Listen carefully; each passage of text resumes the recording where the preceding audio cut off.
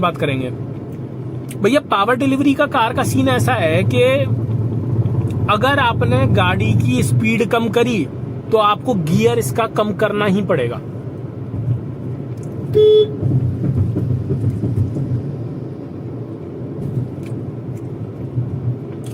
अगर आपने गाड़ी की स्पीड कम करी तो आपको इसका गियर कम करना पड़ेगा। हालांकि आजकल के जमाने में जो गाड़ियां आ रही हैं उनके साथ सीन ये है कि बताकर कुछ इस तरीके से गाड़ियों को बेचा जाता है। मैंने काफी सारी ऐसी YouTube की वीडियोस देखी हैं जिसमें यह बताया जा रहा है कि भाई आपको गियर उतारने की जरूरत नहीं है, आपको तीसरे से दूसरा, पांचवें से चौथा करने की जरूरत नहीं है अगर आपने स्पीड कम करी है तो। पर मैं आपको सजेस्ट करूंगा कि अगर आपके पास यही कार है तो आप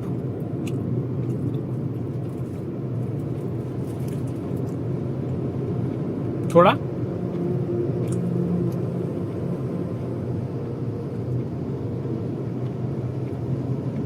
स्पीड अगर आप इसकी कम कर रहे हैं। ये आगे मुझे टोल दिख रहा है क्या? यार तीसरा टोल कहां से आ गया?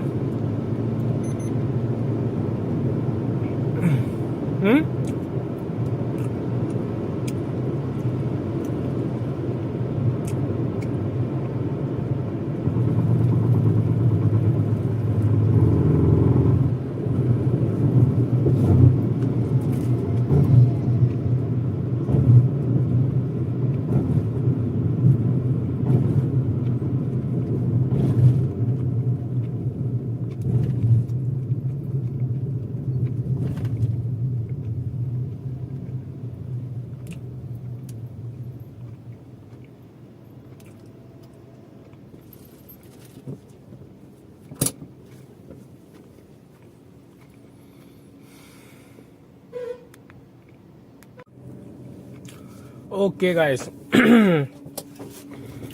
we are kind of back. भाई अब काइंड ऑफ ही बोल सकता हूँ क्योंकि होडल पे जो टोल था तीसरा, I was not expecting a third toll, तो जो तीसरा टोल था उसने बहुत टाइम लगा लिया यार। मेरे आगे ट्रक वगैरह खड़े हुए थे, बहुत ज्यादा टाइम लगा लिया उन लोगों ने।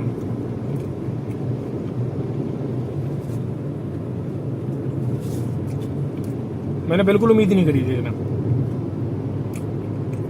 और तीसरे टोल की कम ऑन यार, हमें लग तीसरे टोल की उम्मीद तो मैंने बिल्कुल भी नहीं करी थी। तीसरा सीधा है कि नहीं है मुझे एग्जैक्टली मुझे पता नहीं है कि आप लोगों को कैसा एंगल दिखाई दे रहा होगा, पर मैं उम्मीद कर रहा हूं कि बढ़िया दिखाई दे रहा हो।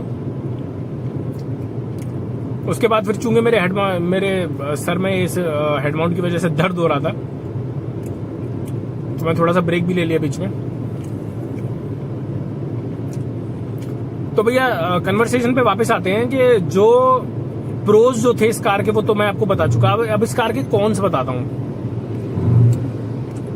कॉन्स में शायद मैंने आपको एक बता दिया था कि अगर आपने इसकी स्पीड डाउन करी है तो आपको गियर भी नीचे करना ही पड़ेगा।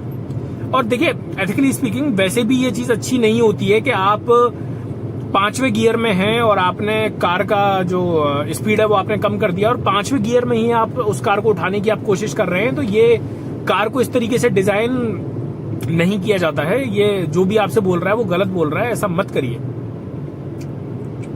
पांचवें गियर में आप गाड़ी अगर आपने किसी ब्रेकर पे से अगर आपने निकाल दी और आप ये सोच रहे हैं कि भाई बहुत ही अच्छा काम कर दिया मैंने और मैं पांचवें गियर में ही इस गाड़ी को फिर से उठाऊंगा क्योंकि ये आज के जमाने की कार है और कोई प्रॉब्लम कैसी भी होगी ही नहीं दुनिया में, जिंदगी में, तो ऐसा नहीं है।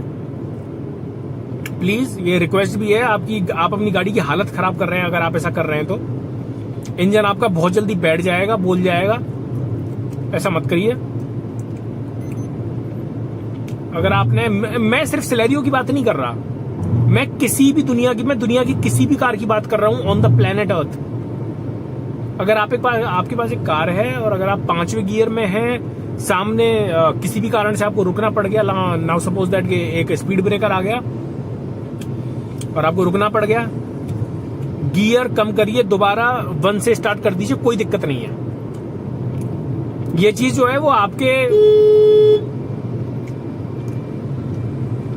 कार के इंजन की लाइफ बढ़ाती है। ओके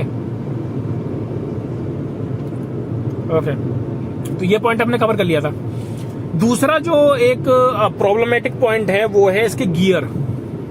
इसके गियर जो है वो स्ट्रेट नहीं है, शार्प नहीं है।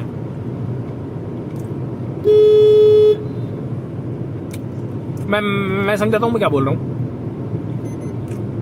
पहला गियर आपने डाला, मतलब ओके, इस बात को ऐसे जरा ठीक से समझिए कि गियर का एंगल, मतलब गियर जो है ना वो पूरी तरीके से फ्री है। ये पूरे तरीके से ये फ्री है, किसी भी दिशा में आप इसको कैसे भी मोड़ सकते हैं। आमतौर पे गियर किस तरीके के बनाए जाते हैं कि आपने पहला गियर डाला तो वो गियर फिर पीछे ही आ सकता है। एक स्ट्रेट एंगल में 90 डिग्री एंगल में वो 90 डिग्री अगर आगे गया है तो 90 डिग्री फिर वो पीछे भी आ जाएगा। ये थोड़ा सा हिल के पीछे आता है, स्पेस है बीच में, हिल के, मतलब कि जो गियर के जो एंगल है वो शार्प नहीं है बिल्कुल।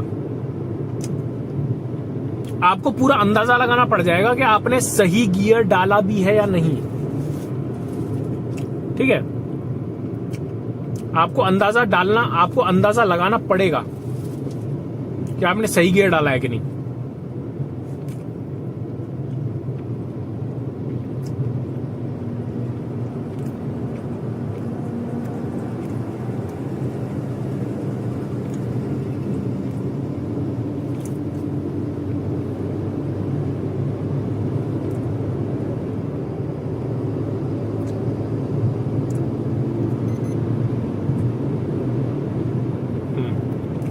अच्छा,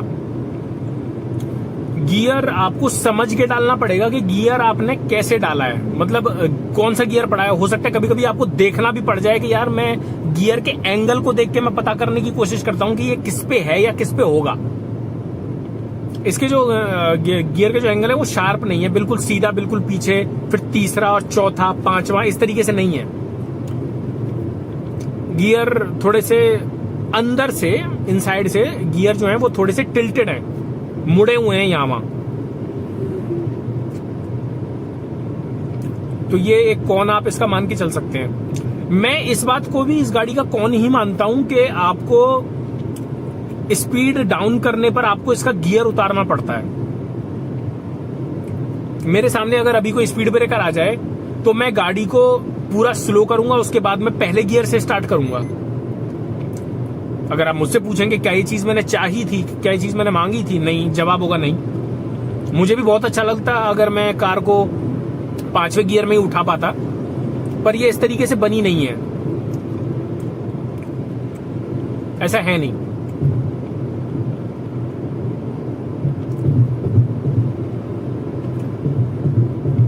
ओके, इस कार का स्टीयरिंग को मैं प्रोज में लूं या कॉन्स में, ये थोड़ा सा मुझे समझ में नहीं आ रहा। मामला क्या है कि कंपैरिजन करके बताता हूं। मैंने Hyundai की गाड़ी चलाई थी, सेंट्रो, मेरे एक रिश्तेदार के पास है। भाई मैं आपको बता नहीं सकता कि सेंट्रो को लॉन्च हुए 10 साल से ज्यादा हो गए, मतलब कि बहुत ज्यादा हो गए। 10 साल तो मैं आपको अंदाजे से बता रहा हूं। सेंट्रो को लॉन्च हुए 10 साल से ज्यादा हो गए, मगर उसके बावजूद भी उस गाड़ी का स्टीयरिंग इतना ढीला है, इतना लाइट है, भाई मैं बता नहीं सकता। फील ही नहीं है भैया उसका, मतलब फील ही नहीं था उस कार के अंदर। अब आमतौर पे इंसान जो है वो ये सोचता है कि यार क्यों मैं अपने हाथों को या मैं गाड़ी को मैं मनूवर करने में या मोड़ने वोड़ने में मैं अपना जो भी मेरा पसीना है मैं वो लगा रहा हूं, मैं क्यों अपने हाथों को तोड़ रहा हूं, मैं क्यों अपने हाथों में दर्द कर रहा हूं। जितना शेयरिंग लाइट होगा उतना बेटर होगा, पर ऐसा नहीं है भाई। इस गाड़ी के साथ क्या सीन है कि अगर तो मैं इसको कंपेयर करूं Hyundai सेंट्रो से, जिसकी स्टीयरिंग में फील ही नहीं था, या i20 से कर लो। मेरे बड़े भाई के पास से मैंने बताया भी मतलब थोड़ी देर पहले, फील ही नहीं था। तो फिर आपको जैसे अगर आप हाईवे पे अगर आप चल रहे हैं और अगर आप स्पीड में चल रहे हैं और लाइट स्टीयरिंग है अगर आपके पास वो गाड़ी है जिसका स्टीयरिंग हद से ज्यादा लाइट है, फील ही नहीं है गाड़ी के अंदर कुछ, तो आपको समझ में ही नहीं आएगा कि आप करें क्या। आपको समझ में नहीं आएगा कि गाड़ी के जो टायर हैं उसका एंगल क्या है, कहां मोड़ूं। आप हो सकता है एक्सीडेंट कर बैठे। इस गाड़ी के साथ ये सीन है कि भाई इस गाड़ी का जो स्टीयरिंग है वो शुरुआत में ही लाइट नहीं है, मतलब कि जितना ज्यादा स्पीड बढ़ती जाती है उतना ज्यादा ये हार्ड होता जाता है, विच इज गुड, अच्छी बात है ये। मगर इस गाड़ी के साथ सीन कुछ ऐसा है कि ये शुरुआत में ही लाइट नहीं है, शुरुआत में ही ये हार्ड है। अब इसको मैं, जैसा कि मैंने शुरुआत में कहा कि मैं इसको प्रॉन्स में लूं या मैं इसको कॉन्स में लूं, भाई मुझे तो समझ में नहीं आया क्या करूं मैं इसका। मेरे तो पल्ले नहीं पड़ी भाई बात। सेंट्रो से अगर मैं इसे कंपेयर करता हूं तो ये बहुत अच्छी बात है कि आपके स्टीयरिंग में फील है। मैंने कुछ ऐसी YouTube वीडियोस मैंने देखी जिसमें जो बड़े यूट्यूबर हैं गाड़ियों वाले, वो उन्होंने मारुति का सबसे खराब स्टीयरिंग सेंट्रो का बोला है, इसका बोला है सिलेरियो का सबसे खराब स्टीयरिंग। पर जब राइट नाउ जब मैं इस गाड़ी को चला रहा हूं तो मुझे ऐसा बिल्कुल भी नहीं लग रहा है यार। स्टीयरिंग में बहुत फील है, मुझे समझ में आ रहा है क्या हो रहा है। जैसे जैसे स्पीड बढ़ती चली जाती है स्टीयरिंग हार्ड होता चला जाता है। Hyundai के स्टीयरिंग से अगर मैं इसको कंपेयर करूं तो यार मैं तो यही बोलूंगा कि बहुत अच्छा स्टीयरिंग है इसका। हालांकि मुझे ये बात बिल्कुल भी समझ में नहीं आई कि बड़े यूट्यूबर्स ने ये बात कैसे बोल दी कि सबसे ज्यादा वर्स फीडबैक आपको सिलेरियो के, जो नई सिलेरियो जो आई है, जो मैं चला रहा हूं अभी इसी वक्त, सबसे ज्यादा वर्स जो फीडबैक है वो आपको इस स्टीयरिंग से मिलता है। हालांकि मुझे ऐसा नहीं लगता। हद से ज्यादा लाइट स्टीयरिंग की वजह से आपको पता ही नहीं चलेगा कि नीचे टायरों का मामला क्या है, कहां मुड़े हुए हैं, कहां तुड़े हुए हैं, कुछ पता नहीं चलेगा। और हार्ड स्टीयरिंग की वजह से आपका कंट्रोल रहता है, कॉन्फिडेंस आपका बना रहता है कार के ऊपर।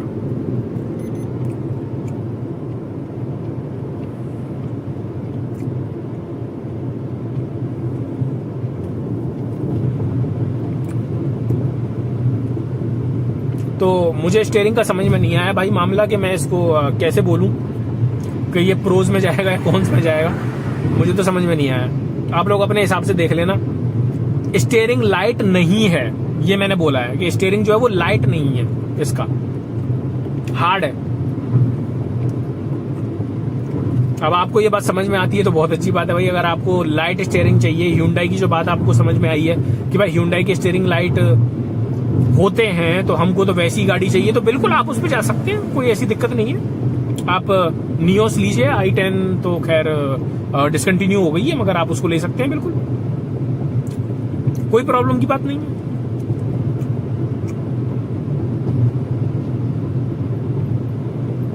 कॉन्स भाई वाकई में मैं मतलब लाइक मुझे इस गाड़ी के अंदर ना कौन से ढूंढने पड़ रहे हैं। हो सकता है जो मेरी नजर में कौन से वो आपकी नजर में ना हो।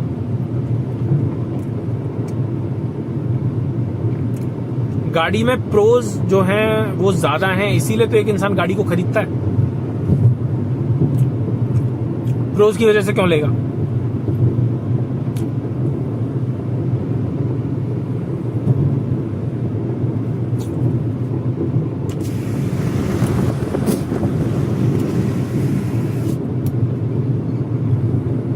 सुबह से च्युइंगम चबा रहा हूं मैं, सुबह से।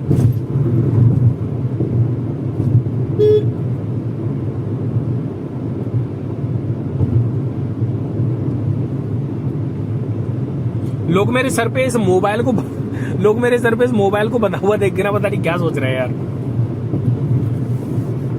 सोच रहे हैं क्या पागल आदमी है।